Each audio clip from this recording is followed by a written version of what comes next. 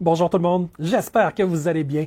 On est mardi, le 27 octobre 2020. Aujourd'hui, ça a été une journée vraiment éprouvante pour quiconque voulait avoir des nouvelles rassurantes. On a eu un déluge d'informations qui nous a déstabilisés. On a eu d'abord à Ottawa Justin Trudeau qui a félicité 2 nouveaux élus pour le Parti libéral du Canada, comme quoi il est vraiment Teflon. Il peut endetter le Canada de quoi 500 milliards de dollars en quelques mois et il réussit à faire quand même élire des nouveaux députés pour le Parti libéral du Canada. Faut le faire quand même. Alors, évidemment, au Québec, on se rappelle que présentement, il se passe des choses et que si élection il y avait, plusieurs personnes reliraient les notes qu'ils ont prises au cours des 7 ou des 8 derniers mois. On a également la mêlée de presse. Moi, j'appelais ça plutôt un point de presse, mais apparemment qu'aujourd'hui, c'était une mêlée de presse avec le premier ministre François Legault qui a déclaré aux Québécois qu'il voulait parler aujourd'hui d'économie. Et oui, en cette belle journée froide d'octobre où on a commencé avec un peu de neige, où on la termine avec beaucoup moins de neige, il veut parler d'économie. Alors, on s'en va vers quoi? Vers l'Halloween, vers Noël. Probablement que tout ça va être cancellé. Donc, il a commencé pendant les premières secondes de sa mêlée de presse en disant aujourd'hui, bon, évidemment, tout le monde s'attend à ce qu'on parle de santé et puis de COVID, tout ça. Puis il a dit aujourd'hui, je vais vous parler un petit peu d'économie. Et il a plongé dans du très lourd. Il a plongé dans des concepts qui ont été discutés entre vous et moi, aussi bien par les articles que par les vidéos. On parle de l'industrie 4.0. C'est l'industrie qui recoupe un paquet de choses qui ont rapport avec les technologies de l'information, avec l'automatisation, la robotisation, avec finalement l'utilisation de systèmes ordinés. Ça va jusqu'à l'intelligence artificielle, jusqu'à l'Internet des objets, jusqu'au évidemment le réseau 5G, qui est finalement le fer de lance pour réseauter tous ces objets-là et évidemment de réseauter les humains à travers ça. Mais l'avantage du téléchargement plus rapide, c'est réellement un cheval de Troie pour que les gens adoptent et payent pour une technologie qui ensuite va être utilisée massivement par les objets, que ce soit des véhicules ou à peu près n'importe quoi. Aujourd'hui, si vous voulez du financement dans la Silicon Valley, il faut offrir une forme ou une autre de connectivité de type Internet des objets ou encore d'intelligence artificielle, ou mieux, les deux. Autrement dit, la fameuse ère de tout ce qui va être 4.0 va faire en sorte qu'il va y avoir des changements profonds dans notre vie. À quel point ça va être profond, puis faites-vous-en pas, je reviens à François Legault juste après. Je voulais vous lire un petit quelque chose qui vient évidemment de la source de tout ça. Vous savez qu'en 2016, c'est Klaus Schwab, le fondateur du Forum économique mondial, qui en janvier, lors de la rencontre du Forum, avait déballé l'industrie 4.0 aux participants. Et il a fait une mise à jour aujourd'hui. Dans laquelle on peut lire, je vous le traduis rapidement, la vitesse et la grandeur et la profondeur de cette révolution nous forcent à repenser comment les pays, puis je vous le traduis au fur et à mesure, vont développer les pays vont se développer et les organisations vont créer de la valeur. On se rappelle que les organisations créent rarement la valeur pour la société, mais pour leurs propres actionnaires. C'est un peu là que l'humain qu'on est doit embarquer dans une conversation où on est inexistant. Il n'y a personne qui vient nous demander notre opinion. Si on ne la donne pas, personne n'est même susceptible de la connaître. Donc, on continue toujours, évidemment, le Forum économique mondial de Klaus Schwab qui parle ici. Comment les organisations vont créer de la valeur et même qu'est-ce que ça veut dire d'être humain? Donc, vous allez voir, ça descend très, très profond parce que c'est bien plus de comment est-ce qu'on automatise l'usine, comment est-ce qu'on fait en sorte d'intégrer des robots sur une chaîne de montage, comment est-ce que l'intelligence artificielle va connecter le big data de l'industrie avec les besoins qui sont manifestés dans les systèmes d'e-commerce et comment est-ce qu'on va faire en sorte que l'humain là-dedans se retrouve, demeure pertinent. Il y a beaucoup d'humains qui, justement, présentement, sont un petit peu perdus là-dedans parce qu'ils disent, ma foi, j'ai choisi une profession qui n'est pas forcément dans les technologies de l'information. Et puis là, si je lis bien ça, l'industrie 4.0, il y a beaucoup de choses qui vont changer. Beaucoup de robots à beaucoup de places, oui, mais beaucoup d'automatisation aussi à beaucoup d'autres places. Beaucoup de gens qui, par exemple, travaillent comme, je sais pas, secrétaire, vont peut-être trouver qu'il y a des applications qui font le travail de secrétariat de plus en plus automatisé et de mieux en mieux. Si en plus on rentre l'intelligence artificielle dans tout ça, il est possible qu'une seule intelligence artificielle puisse prendre des appels, des centaines ou des milliers d'appels simultanément et le faire avec un doigté qui est de plus en plus intéressant. Peut-être pas forcément cette année en 2020, mais pensez 2021, 2022, 2023, il y a comme une tendance qui s'installe. Donc, on revient à François Legault. Il y a beaucoup d'autres choses, j'aurais pu vous dire, sur tout ce que le Forum économique mondial a marqué sur l'industrie 4.0. Mais où je veux en venir, c'est que lorsque François Legault parle de l'industrie 4.0, il commence par amener ça avec un terme que tout le monde comprend, l'économie. Il parle de quelque chose qui va avoir des impacts dans les vies de presque tout le monde. C'est presque impossible que les gens n'aient pas d'impact de l'industrie 4.0. Ça va tout changer. Alors, si je reviens dans ma page où je voulais vous jaser, aujourd'hui, donc, évidemment, le premier ministre François Legault parlait comme si c'était lui qui vous annonçait des choses par rapport à l'industrie 4.0. Donc, on l'écoutait, on était attentif. Mais pour quiconque a fait ses recherches un petit peu, ce qui ressort de ce que François Legault disait, c'est pas mal tout ce qui fait écho à ce que l'ONU, avec le développement durable, avec le Forum économique mondial et son Great Reset, la grande réinitialisation, ont prévu, et également la firme de conseil, de consultants McKinsey et compagnie. C'est la firme de consultants qui avait justement reçu 1,7 million de dollars du gouvernement de François Legault et qui a été conseillée d'une manière qui demeure inconnue pour nous qui avons pourtant payé la facture. Alors, on n'a aucune idée ce qui s'est dit en secret, derrière des portes closes et dans des rapports. Parmi les bribes qui sont sorties dans les points de presse que moi j'ai pu attraper, on comprend qu'il y a là-dedans des modèles mathématiques. C'est les modèles de tous les pièges. On sait que l'Imperial College of London a précipité le monde dans la crise sanitaire pandémique avec des chiffres qui se sont révélés faux et fallacieux. Et aujourd'hui, on se rend compte que les zones rouges et à peu près toutes les directives de santé publique sont appuyées sur des modèles, pas forcément des modèles mathématiques achetés chez McKinsey, mais à quelque part, il y a une logique de modèle. On demande à l'humain de se conformer à l'équivalent technique d'une feuille Excel. Il y a derrière tout ça des réponses qu'on ne saura jamais, nous, mais que la CAQ a à sa disposition.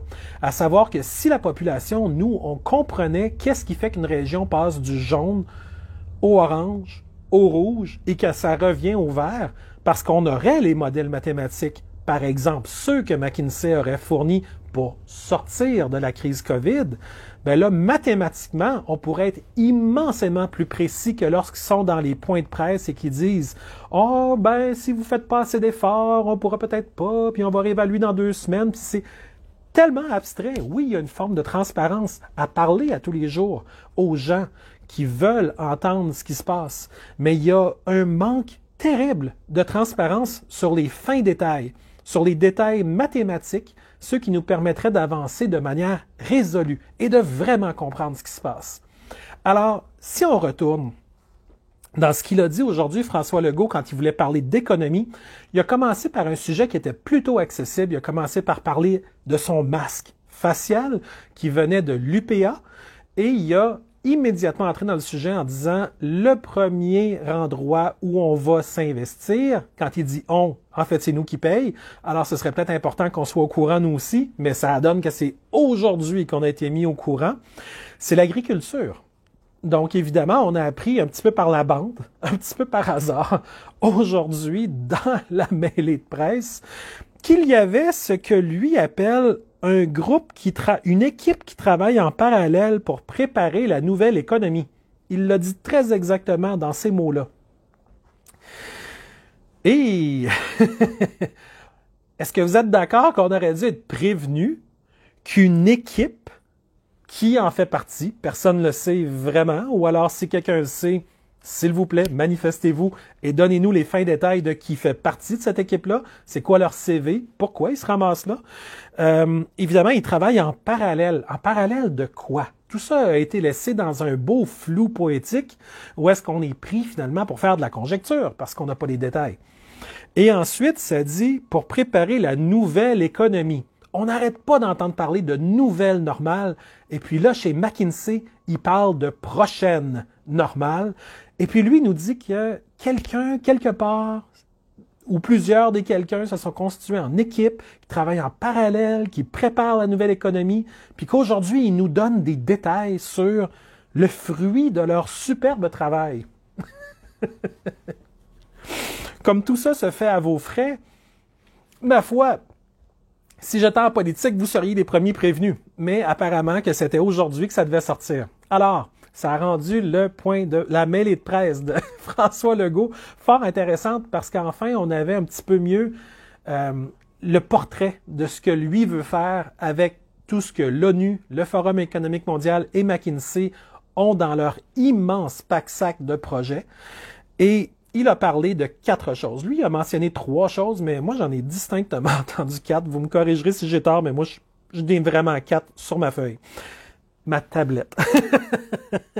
Alors, bon, le premier point, je vous l'ai dit, c'est l'agriculture. Il dit très spécifiquement pour augmenter la production au Québec de plusieurs aliments.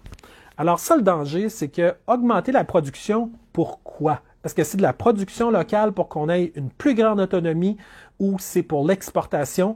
Est-ce que ça va être via des petits producteurs locaux, un 70 000 fermes, un 140 000 fermes, bien répartis, bien intégrés dans leur milieu, avec des nouvelles formes de chaînes d'approvisionnement qui vont leur permettre d'être immensément plus efficaces et de concurrencer des grandes surfaces ou des transnationales étrangères? Il n'y a aucun détail qui a été donné à ce niveau-là. Mais évidemment, il ne faut pas perdre de vue qu'il y a... je vais juste changer ma feuille puis rentrer ici. Ça va être plus facile pour moi de le lire comme ça ici. Donnez-moi juste une petite seconde. Comme ça. Parce que, tu sais, quand on lit directement de Facebook, le problème, c'est que tu touches à ton écran n'importe où, puis pouf, ça sort. Fait que je me rappelle de mes notes, mais j'aime ça les avoir. Ça fait un narratif qui est plus le fun à suivre. Je ne sais pas si l'agriculture, ça va être un plan où est-ce que le gouvernement va investir massivement pour quelque chose, ce que l'équipe de travail secrète aura déterminé pour la nouvelle économie au niveau de l'agriculture. Et là, après qu'on ait mis des compagnies privées au Québec qui sont très fortes en agriculture, dans l'agriculture locale, bien évidemment, moi j'ai trouvé, puis je vous ai également partagé dans une publication aujourd'hui, l'Arabie Saoudite qui, elle, fait l'acquisition de fermes, déjà des fermes agricoles et des fermes de bétail au Canada. Donc, on parle de 10 milliards de dollars qu'ils auraient mis déjà, pas juste au Canada, dans certains autres pays, mais le Canada est une cible prioritaire. On s'entend que c'est un superbe pays pour venir investir, surtout au niveau agricole. Donc, on n'a aucune idée des fins détails des plans, mais on voit que François Legault a ouvert en parlant de l'agriculture. Ensuite, il s'est donné un petit swing, puis il est tombé dans ce qu'il appelait, lui, avec ses mots à lui, le manufacturier 4.0. On sent que derrière ces paroles, il y avait des exemples très réels qui lui venaient à l'esprit et on sent que ça devait être très manufacturier. On peut penser à des endroits où il y a des usines qui vont faire rentrer des robots, où il y a des chaînes qui vont dépasser probablement l'usine, mais qui vont faire des liens entre les usines. Donc, sans dire à quoi il pensait, il a littéralement mis l'emphase de l'industrie 4.0 sur le manufacturier 4.0, qui est un petit ensemble dans un très grand tout. Alors, lui, ce qu'il veut, c'est un manufacturier productif et efficace. Il sera question de remplacer les produits actuellement importés de Chine. Donc, c'est un objectif louable de vouloir produire localement. Mais beaucoup de Québécois se posent la question, ça va s'articuler comment? Est-ce que c'est de faire rentrer des robots et qu'il y ait plein de gens à la base qui perdent leur emploi, puis plein de gens qui soient capables de se requalifier vers le haut, qui, eux, maintiennent leurs emplois? C'est très difficile à dire. Mais si on regarde l'exemple de la Silicon Valley, avec des très grands employeurs extrêmement riches comme Google et Facebook, qui emploient une main-d'œuvre de haute valeur qui gagne des salaires très élevés, il y a une forme de gentrification qui s'est faite à San Francisco qui fait que beaucoup de gens qui n'ont pas été capables de se requalifier ont été obligés de quitter la Silicon Valley.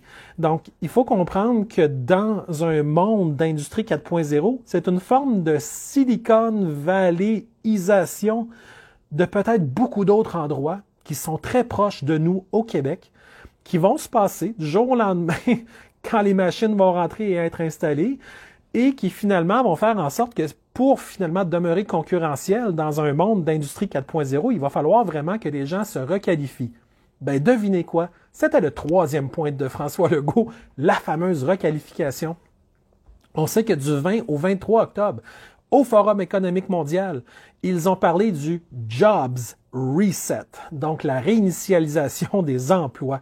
Malheureusement, j'ai pas pu avoir accès aux documents puisque je n'ai pas payé les frais d'adhésion, mais j'espère que dans les prochains mois, ils vont sortir ce qu'ils ont un peu parlé au Jobs Reset. Je sais qu'il y a certains éléments que j'ai pas réussi encore à voir parce que j'ai pas eu assez de temps, mais l'essentiel de leur discussion, ça s'est quand même passé entre eux autres. Ça sert quand même à ça, leur forum. Mais toujours est-il que la requalification, lui, il dit que Jean Boulet, avec Daniel McCann et François, c'est quoi son nom encore? Oui, François Roberge, qui travaillent. Lui, il dit, car pour tous ceux qui ont perdu leur emploi, le gouvernement du Québec, derrière, évidemment, est en train de développer des cours pour les requalifier en technologie de l'information. Aïe, c'est pas tout le monde qui est prêt à se lancer dans les technologies de l'information, mais on comprend l'urgence pour François Legault s'il est poursuivre un plan qui n'est pas forcément le nôtre, là, qui vient de l'international, de la part de non-élus, non redevables, qui ne connaissent forcément pas le Québec aussi bien que nous, on peut le connaître, mais qui nous disent, si l'ONU, le Forum économique mondial, puis McKinsey disent toute la même chanson, ben, l'affaire est ketchup pour nos élus qui suivent l'ONU, le Forum économique mondial et McKinsey. Alors, évidemment, si tout ce beau monde-là se parle, puis tout ce beau monde-là s'entend, ben nous, si on n'est jamais consultés, on va avoir l'impression qu'ils savent de quoi ils parlent. Mais ce serait important que les Québécois soient consultés. Je ne dis pas qu'on arriverait forcément à des résultats très différents. Peut-être que nous aussi, on aimerait avoir une forme d'automatisation, une forme de robotisation. On aimerait avoir une vie, une qualité de vie qui est supérieure. On aimerait avoir des salaires qui sont maintenus malgré les transitions majeures qui vont avoir lieu dans le marché de l'emploi. Mais pour ça, il faudrait que les Québécois fassent partie de la discussion et non pas qu'il y ait une équipe en parallèle qui prépare la nouvelle économie. Ça, c'est très loin des Québécois. Il n'y a pas de consultation publique ouverte, des débats bouillonnants d'idées en disant il y a de la technologie, il y a des défis dans le monde, on fait ça comment, qui veut s'investir, qui sont les tenants, est-ce que vous avez des idées, où est-ce qu'on devrait aller? Non, c'est amené comme un fait accompli aujourd'hui dans une mêlée de presse par le premier ministre, comme si tout le monde avait tout chanté la même chanson et on était tous d'accord. Or, cette discussion-là n'a pas eu lieu. Et les Québécois doivent être respectés dans un processus aussi majeur que celui-là, à mon sens. Évidemment, ma voix porte si vous la faites porter. Et si vous avez une autre opinion, ma foi, allez dans les commentaires, donnez-la. Il faut que ça circule. Les Québécois vivent au Québec. Il serait important que si l'industrie 4.0 devait faire partie de notre futur, ce soit nous qui en parlions et non pas qu'on se fasse dire quoi faire à chaque étape. Parce que ça ressemble pas mal à ça en ce moment. Alors, François Legault avait ajouté « Ça touche plusieurs secteurs, numérisation, toute la question de la robotisation, donc l'intelligence artificielle, donc toutes les technologies de l'information pour essayer de convaincre d'abord plus les jeunes de choisir ce secteur-là. » Évidemment, tout ça va s'accélérer avec la pandémie. La pandémie est une fusée d'allumage pour eux autres, parce qu'évidemment, le télétravail, les achats en ligne, ça va finalement garder les gens dans la technologie. Je veux dire, les gens qui étaient habitués de se voir physiquement ne se voient plus que par un écran. Je sais que vous voyez encore des gens.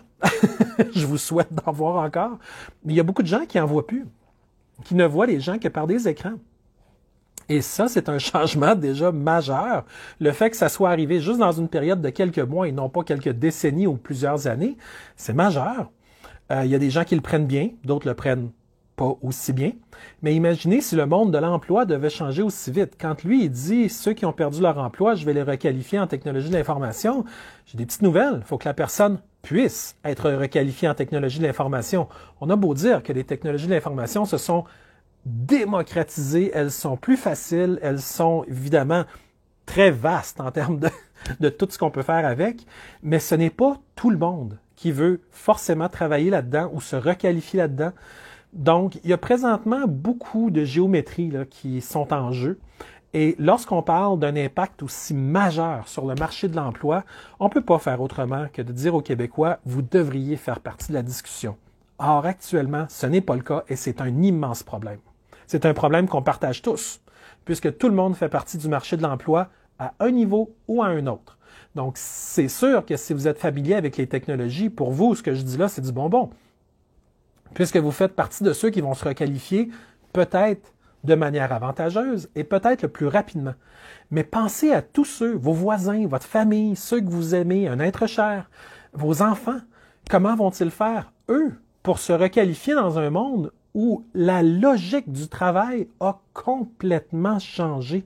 Puis imaginez si vous êtes pour être, par exemple, surveillé par une forme d'intelligence artificielle qui surveille tout votre travail et qui veut optimiser votre productivité, qui regarde chaque clic que vous faites, à quelle vitesse vous composez vos messages, combien de clients vous avez été voir et qui envoie un petit message à votre patron en disant « Je suis l'intelligence artificielle qui surveille ton employé, là, celui qui a été requalifié pour les technologies de l'information, puis je te dis qu'il est 15% moins productif qu'hier. » Alors, un petit messenger du patron qui dit « Bon, ben là, si ça se corrige pas, cette affaire-là de 15% en bas de ce qu'on t'avait mis comme objectif, ça va être peut-être une petite discussion avec les ressources humaines, puis le stress. » Alors, toute l'intelligence artificielle qui était censée améliorer votre vie, tout à coup, moins certain. Hein?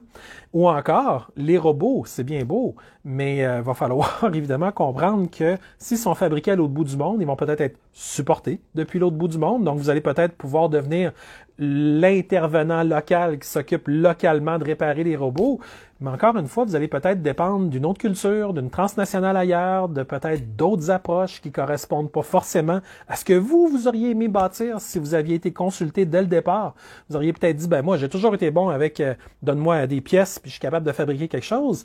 Mais là, vous allez finalement devenir les exécutants de quelqu'un d'autre qui crée de la technologie. Donc, évidemment, on pense au Québec à être capable de créer nous-mêmes des technologies. On pense pouvoir être des acteurs proactifs. Mais présentement, on voit que le premier ministre François Legault nous met quand même devant un fait accompli. Il nous dit aujourd'hui, le 27 octobre, qu'il y a une équipe mystérieuse, personne ne sait vraiment qui en fait partie, qui travaille en parallèle, qui prépare la nouvelle économie. Puis là, tout à coup, tout le monde devrait embarquer là-dedans puis dire « Oh, oui, pas de problème, moi je vais me requalifier. Je travaillais dans un domaine avant, mais là maintenant, je travaille en technologie de l'information et pas de trouble. Moi, l'informatique, une main attachée dans le dos, go. » C'est pas vrai. L'informatique, c'est un cadre de pensée, c'est une forme de technique autant que d'art. Et de bien faire de l'informatique, c'est comme écrire de la poésie. C'est sûr qu'on peut apprendre les fondements, mais bien le faire, c'est pas donné à tout le monde. Et c'est pas péjoratif ce que je dis là. Demandez à n'importe qui en restauration, est-ce que tous les chefs sont des bons chefs? Non. Est-ce que tous les chefs peuvent aspirer à devenir meilleurs? Absolument. C'est la même chose en technologie. Alors, si François Legault dit qu'il va y avoir une requalification massive au Québec, ça va changer complètement le paysage. Il n'y a plus rien qui va ressembler au Québec, mais tout va ressembler au monde de l'industrie 4.0 de l'ONU avec ses développements durables. Parce que quand il parle de smart cities, parce que, évidemment, il a parlé ensuite il parle de l'électrification des transports, puis ça se connecte au principe des cités intelligentes, des smart cities qui, elles, vont densifier la population et qui vont finalement faire en sorte que vous allez avoir beaucoup de monde qui finalement, vont vivre dans des villes qui ressemblent à leur maison. Partout où vous allez, vous êtes écouté. Partout où vous allez, vous êtes finalement connecté. Il y a des objets qui vous connectent à des grilles partout où vous allez. Votre frigidaire, il bip s'il manque de fromage.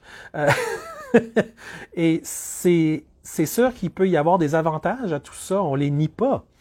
Mais à quelque part, il n'y a pas vraiment de discussion de société mature qui a eu lieu pour savoir, et vous les Québécois, qu'est-ce que vous aimeriez de ça? Et on veut être sûr que qu'importe ce qui va venir après, ça nous ressemble.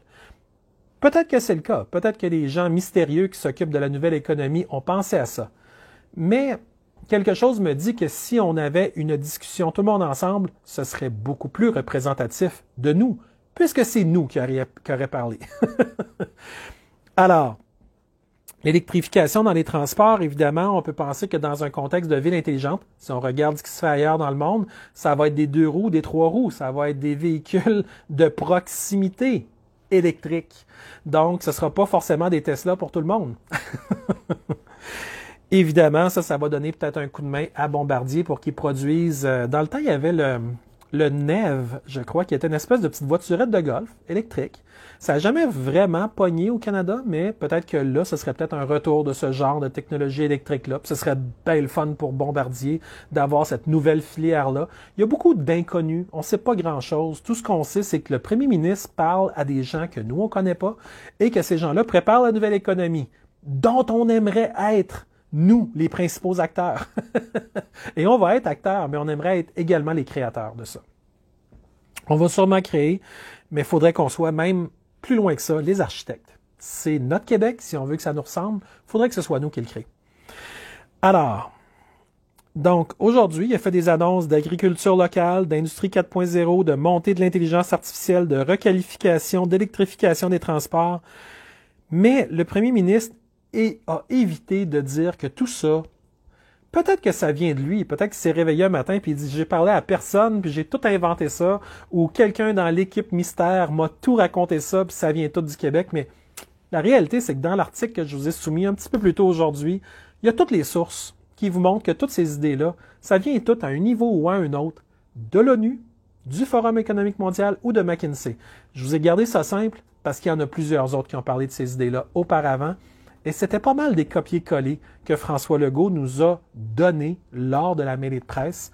Donc, on peut finalement comprendre qu'il nous a peut-être distillé une information peut-être plus complexe pour que l'ensemble des Québécois soient informés qu'il y a l'industrie 4.0 qui s'en vient en courant au Québec et qui va utiliser probablement des fonds publics pour imposer sa nouvelle force dans un marché du travail qui, lui, va être forcé de faire des requalifications, des nouvelles certifications. Imaginez la quantité de gens qui, aujourd'hui, disent « j'ai mon diplôme de tel cégep, de telle université, j'ai telle compétence, ça fait tant d'années que je travaille dans tel domaine », et qui, là, se font dire « écoute, il y a une intelligence artificielle qui est sortie dans ton domaine et elle fonctionne plutôt bien. Alors, si tu veux demeurer pertinent aux yeux de ton employeur, il faudrait que soit que tu deviennes très familier avec cette intelligence artificielle-là et que tu puisses offrir quelque chose en plus de tout ce qu'offre l'intelligence artificielle, ou alors que tu puisses maintenir une forme de service pour que l'intelligence artificielle soit de plus en plus optimisée. Or, si tu fais ça, ça va également aider l'intelligence artificielle à te remplacer. Qu'importe ce que tu y donnes, elle va traiter tellement de milliards d'informations et tellement large en termes de valorisation, de lien entre les données. Je vois mal comment un humain peut suivre, à part de dire je crée purement et simplement de manière artistique. Parce que tout ce qui va être le moindrement cartésien va devenir un objectif à atteindre pour l'intelligence artificielle, pour ceux qui fabriquent la technologie derrière et qui vont vouloir augmenter la taille de leur marché ou encore leurs revenus. Donc, évidemment, les employeurs vont devenir de plus en plus exigeants avec des employés qui, eux, pensaient l'avoir facile jusqu'à la fin de leur carrière en disant « j'ai tout ce qu'il faut pour satisfaire mon patron, ma foi, je sais pas, j'ai 45 ans, j'ai 50 ans, j'ai 55 ans, puis là, je vais filer le parfait bonheur jusqu'à 65 ans, il n'y a rien qui va me déranger, il n'y a rien qui va changer. » Erreur. Aujourd'hui, François Legault qui annonce l'industrie 4.0 aux Québécois, c'est majeur. Mais majeur à un point que les Québécois qui l'ont entendu ont peut-être pas réalisé à quel point c'était majeur. Parce que tout va devoir être qualifié. Et même si vous êtes à la retraite, que vous avez 65 ans ou plus, pensez à vos enfants, pensez à ceux que vous connaissez qui sont plus jeunes, qui doivent naviguer dans le marché de l'emploi et qui vont peut-être faire les frais dans un premier temps d'une forme ou d'une autre d'automatisation et qui ne seront pas prêts à être requalifiés puisque non certifiés pour les nouvelles approches. Bien, ces gens-là, ils vont devoir évidemment plonger dans une piscine qu'ils ne connaissent pas. Et peut-être que ça ne leur tentera pas de plonger. Et puis cette discussion-là, est-ce que ça vous tente de plonger, chers Québécois? Elle n'a même pas eu lieu au Québec encore. Donc ça fait beaucoup d'inconnus pour des Québécois qui travaillent très fort à se bâtir une forme de qualité de vie et qui là aujourd'hui se sont fait annoncer que le COVID, c'est pas aujourd'hui qu'on va en parler tant que ça parce qu'aujourd'hui on parle d'économie, puis là on se fait balancer des mots comme industrie 4.0, nouvelle économie, automatisation, robotisation, intelligence artificielle. François Legault l'a pas nommé, mais ce qui sous-tend tout ça, c'est beaucoup la 5G parce que tout ça est appuyé sur l'Internet des objets, des connexions permanentes à très haute vitesse pour les objets. C'est pas d'abord pour les humains, c'est pour les objets, pour le contrôle que tout ça va opérer sur la société, sur les usines, sur les compagnies.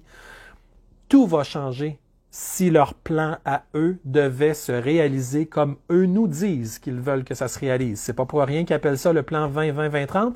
C'est le plus tôt possible, mais sinon, on se donne jusqu'à 2030.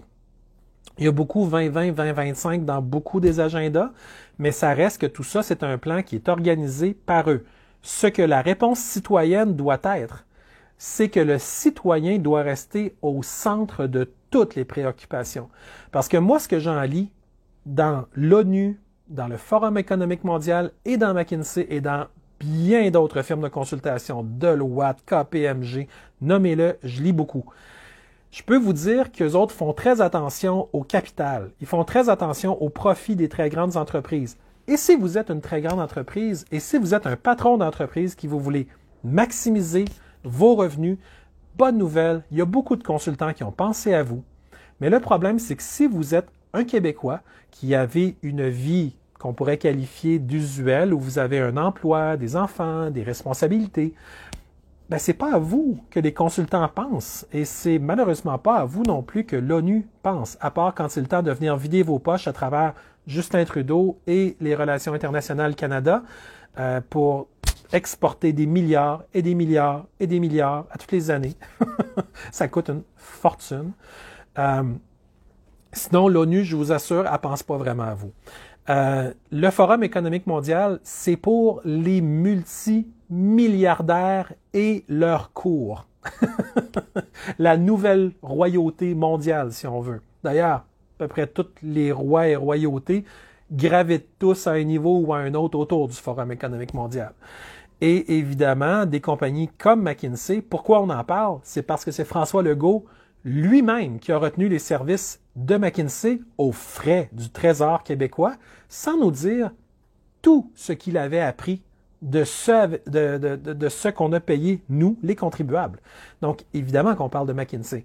Et quand on parle de McKinsey, on découvre une nébuleuse presque sans fin de consultants avec des opinions particulièrement bien étayées sur le web. Donc, évidemment, on apprend beaucoup en lisant leur version, mais le problème, c'est que leur version, c'est la leur, c'est pas forcément la nôtre. Et nous aussi, on a le droit d'exister. Quand je vous dis qu'il faut descendre de sa tête à son cœur, ben on peut rester dans sa tête aussi. On est capable de rester connecté sur ce qui est la version supérieure de nous. Mais il faut qu'on existe en cohérence et en conscience, qu'on prenne toute notre place. Mais là, on prend aucune place. C'est le premier ministre, François Legault, qui vient de nous déballer qu'on s'en va dans l'industrie 4.0, qu'on va payer pour, puis qu'il va falloir se requalifier, puis que ceux qui perdent leur emploi, on va les requalifier, les recertifier. En technologie de l'information, je vous garantis qu'il y a un paquet de monde qui ont trouvé ça raide aujourd'hui. Parmi ceux qui ont compris, mais peut-être que ce soir, peut-être que quand vous allez écouter le vidéo, peut-être dans une semaine, en plein jour, peut-être que vous aussi, vous allez trouver ça raide. Parce que c'est des concepts qui sont très attrayants pour quelqu'un qui est versé en technologie. On va automatiser, ça va aller plus vite, on va épargner, ça va coûter peut-être moins cher en déplacement, moins cher en toutes sortes de choses, on va se voir à la caméra. Il y a des avantages à tout ça. C'est pas que négatif. Mais où sont les intérêts des Québécois comme tels? Où sont nos intérêts à nous? Et ces discussions-là, elles n'ont pas lieu. Vous vous rappelez quand le ministre Fitzgibbon, Fitz pour les intimes, a déballé aux Québécois que ce serait donc payant de vendre les données médicales des Québécois. Dans sa tête, lui avait déjà entendu probablement une méthode pour anonymiser ou quoi que ce soit. Mais il a simplement déballé ça comme une espèce de, pas un fait accompli, mais une idée avérée. Dans le sens que pour lui, ça faisait tellement de sens qu'il fallait juste s'ingénier à trouver le moyen de convaincre les Québécois, le moyen de faire en sorte que ça se produise. Puis là, tout à coup, tout pouvait aller de l'avant avec des recherches biomédicales, avec finalement, peut-être des vaccins, peut-être de la recherche au niveau génétique. On ne sait pas quelles données médicales seraient partagées. On ne sait pas à qui. On ne sait pas ce qui en ferait. On ne sait pas s'il y aurait de la valorisation. On ne sait même pas si les données pourraient sortir avec une clé USB un jour vers une compagnie d'assurance et que vous receviez un petit appel en disant « Hey, buddy, c'est parce que tu as telle condition de santé. Tes primes d'assurance, on va être obligé de les monter parce que là, tu ne nous avais pas dit ça. On vient de voir ça à travers ton dossier médical. » Puis, wow! Puis là, après ça, essaie de remettre le génie dans la bouteille. Ça ne rentre plus. Alors, il y a beaucoup de choses qui, présentement, nous sont promises comme positives, et c'est peut-être le cas, mais comme il n'y a pas eu de discussion franche, ouverte et honnête sur la place publique, ouvertement, avec pleine transparence, on est forcé de finalement prendre du recul et dire, si tout ça, c'est l'idée de quelqu'un d'autre, il faut la traiter comme l'idée de quelqu'un d'autre. Si ceci est notre idée, ben, on a la maturité de le traiter comme quelque chose qui vient de nous. Donc, on sait que ça nous ressemble. Mais là, la raison que les mondialistes ont de vouloir imposer tout ça, c'est du contrôle des populations. Et le contrôle des populations, c'est extrêmement dangereux parce que si votre véhicule ne démarre pas le matin parce que vous n'avez pas été vacciné assez récemment, ou si vous n'êtes pas capable de rentrer à l'épicerie parce que vous n'avez pas prouvé avoir passé un test d'écouvillon peut-être dans la dernière semaine, c'est majeur. Puis dans un monde d'Internet des objets, votre téléphone cellulaire va être finalement celui qui va vous stouler le plus souvent. Parce que lui, il va avoir probablement un Covipass ou un système de cette nature-là, ou si tu as un écran rouge, là, tu peux plus vraiment rien faire socialement. Si tu as un écran jaune, vite, dépêche-toi aller te faire vacciner ou aller te faire un écouvillon ou encore, si tu as un écran vert, ben là, tu es tout le temps stressé, la patate qui te va comme la chamade parce que tu te dis, Caroline, je vais-tu arriver à un moment donné que c'est dans 3 jours que là, ça va tomber au jaune, puis je veux voyager, puis là, il faut que j'aille faire un test, puis le contrôle, là, c'est pas toujours que du positif, les amis. Ça peut vous surprendre.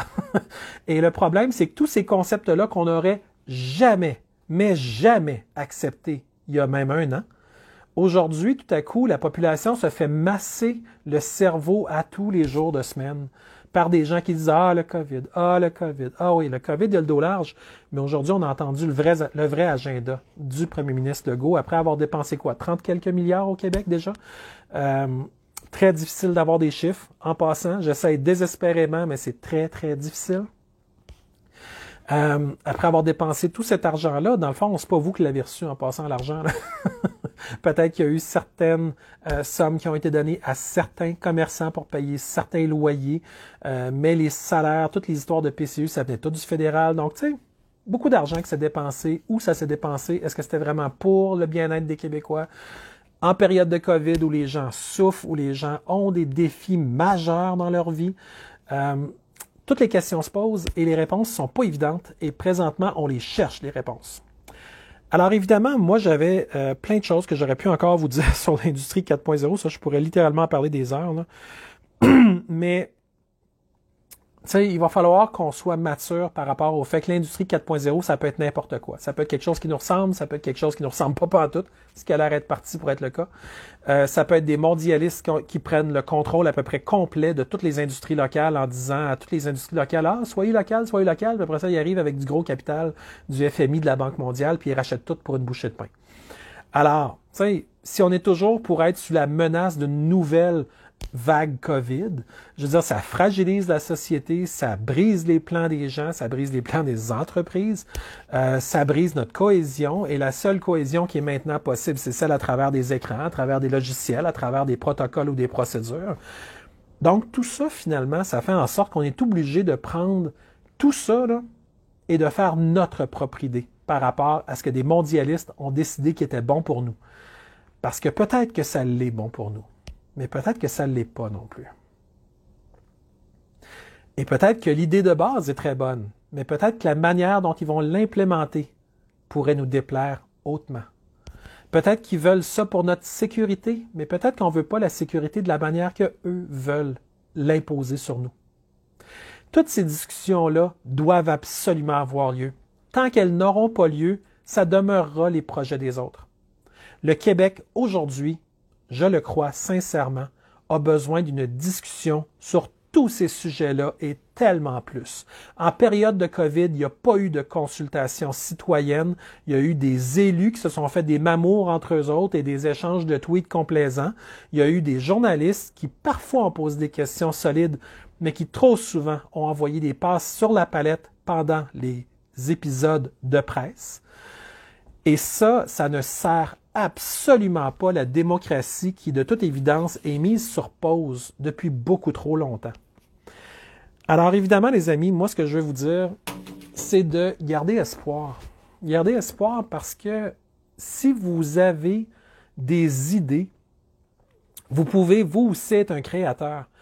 Vous n'avez pas à être la victime d'une mondialisation créée à l'autre bout du monde avec des objectifs qui ne sont pas forcément les vôtres.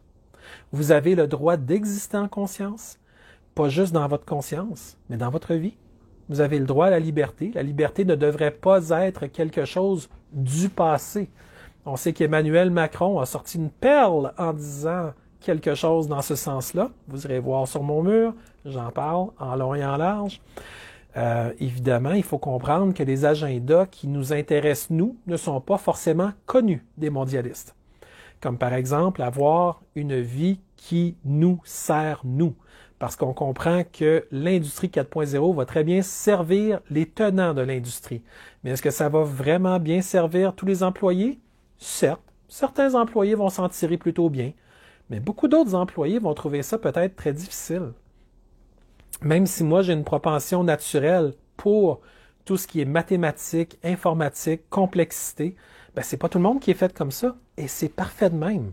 Mais si l'industrie 4.0 s'en va dans ce sens-là, moi, ça me pose un méchant problème parce que je connais du monde extraordinaire dans plein de domaines qui ne voudrait pas se requalifier dans les technologies de l'information. Et ça, aujourd'hui, le premier ministre François Legault, il a commencé avec un tout petit exemple, il a passé comme 2 secondes à le dire, il dit on a formé là, des préposés aux bénéficiaires, puis après ça, il a dit là, on va former du monde en technologie de l'information, mais c'est pas la même chose. Les préposés aux bénéficiaires font un travail qui est physique, ils font un travail qui est des interactions presque continuelles avec les patients, puis ils doivent avoir une familiarité avec le milieu de la santé, puis le milieu des soins. Alors que l'informatique, c'est beaucoup plus abstrait. C'est pas tout le monde qui va vouloir mettre sa vie professionnelle dans les girons des technologies de l'information, bien qu'il va y avoir des belles opportunités d'emploi qui vont se présenter par la force des choses au cours des prochaines années. Beaucoup de Québécois se posent la question, mais on s'en va où avec ça? Parce qu'à la fin du compte, si on a travaillé de manière très professionnelle à créer des intelligences artificielles, des robots, de l'Internet des objets qui nous suit partout et qui transforme tout avec des drones, des petits véhicules. À quelque part, nous, on existe où dans tout ça? Puis probablement qu'il va y avoir 100 000, 200 000, peut-être même 1 million de Québécois qui vont dire « De quoi vous vous plaignez? On a des bonnes jobs, tout ça. » Ça va peut-être en avoir un autre million ou 2 millions qui vont dire « Moi, avant, je gagnais bien ma vie, j'étais content, j'avais des belles relations avec les gens, puis on ajustait, on s'améliorait, tout ça. » Puis tout à coup est arrivée une forme d'industrie dont le but était de nous requalifier, de nous recertifier et de nous dire qu'il n'y avait que cette façon-là d'entrevoir notre vie professionnelle. Ça ne se passera pas du jour au lendemain.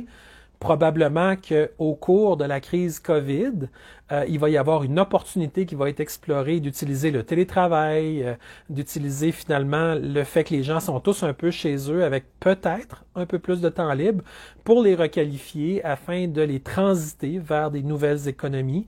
Il y a une logique qu'au Québec, si on ne le fait pas, un autre pays dans le monde pourrait le faire, mais en bout de ligne, qu'importe le pays qui le fait, à un moment donné, les intelligences artificielles vont devenir tellement performantes que qu'importe le pays, ces intelligences-là vont être utilisées un peu partout.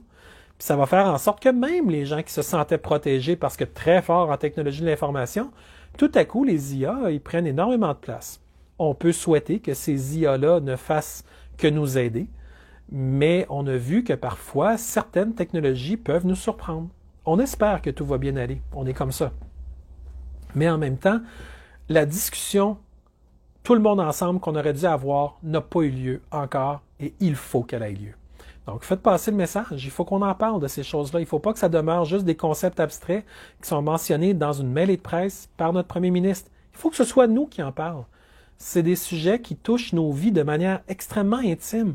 Vous vous rappelez le petit extrait que je vous ai lu du Forum économique mondial au tout début du vidéo? Je vous l'ai dit, hein?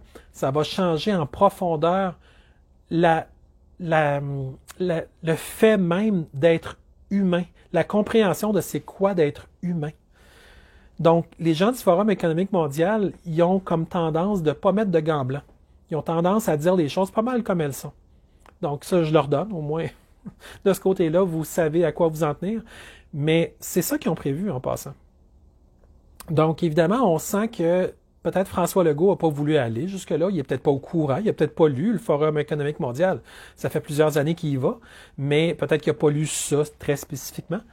Mais ça reste que ça, c'est la manière dont le Forum économique mondial envisage l'industrie 4.0. Donc, il faut en être conscient. Il faut se renseigner. Il ne faut pas qu'on soit les derniers renseignés de ces choses-là. Il faut qu'on soit au courant. Alors évidemment, les amis, j'aimerais vous remercier pour votre gentillesse de m'avoir écouté si tard. Ceux qui m'écouteront pendant le jour, vous l'avez facile. Avec du soleil, c'est tellement plus agréable. J'aimerais vous remercier de tout cœur, ceux qui ont pensé à m'aider, à m'encourager, parce que je fais ça à longueur de journée. Je fais ça 16, 18 heures par jour, des recherches, je lis tellement. J'apprécie que vous soyez là pour m'encourager, que vous ne m'oubliez pas. Parce que vous savez très bien que mon revenu, c'est ça. C'est quand vous êtes avec moi, ben, je suis capable de faire des choses. C'est aussi simple que ça. Puis évidemment, ben, je suis extrêmement privilégié que vous soyez là pour moi de toutes les façons. Avec des excellents conseils, des appuis, des mots qui font du bien, qui réconfortent, qui me donnent confiance que ce que je fais vaut la peine d'être fait. Et moi, quand je vous vois, quand je vois votre énergie, votre verve, votre savoir-vivre, votre savoir-être et votre discernement, ça m'encourage tellement. Parce que je me dis que vous avez finalement un pouvoir, un potentiel que vous allez développer au fil du temps qui va vous impressionner, vous, autant que moi, ça m'impressionne de vous voir aller. Alors, merci beaucoup d'être là. Merci de m'encourager. Merci de penser à moi, parce que moi, je pense beaucoup à vous. Et quand on dit qu'on pense aux Québécois, c'est pas mal plus que juste y penser, c'est toutes les actions qui font la différence. Et je vois que vous aussi, vous faites la différence. Alors merci de tout cœur. Je pense qu'on ne vous le dit pas assez hein, au Québec. Vous avez vécu des choses vraiment, vraiment lourdes au cours des derniers mois, certains encore plus lourdes que d'autres. Ça vous appartient, cette période-là. C'est vous qui êtes passé au travers, puis c'est vous qui allez passer au travers de qu'importe ce qui s'en vient. Demain, là, c'était censé être la fin du défi 28 jours. Ça va se poursuivre encore quoi? 2, 3, 4 semaines, 4 mois, 4 ans? Il y a une chose qui est sûre, c'est qu'à travers tout ça, nous, on continue à exister. Mais il va falloir qu'on fasse plus qu'exister, il va falloir qu'on crée. Alors, chacun à notre mesure, créez le monde dans lequel vous voulez vivre. Trouvez les moyens. Soyez créatifs comme vous l'avez tellement toujours été. Soyez jamais des victimes. Trouvez le moyen de sourire malgré tout. Puis incroyablement, souvent à minuit moins une, on finit par trouver une forme de solution. mais il fallait qu'on veuille la trouver pour la trouver. Alors, merci à tout le monde d'être là. Bravo, je vous félicite. Vous êtes forts. Vous me rendez fier. Et ça continue. Passez une belle soirée.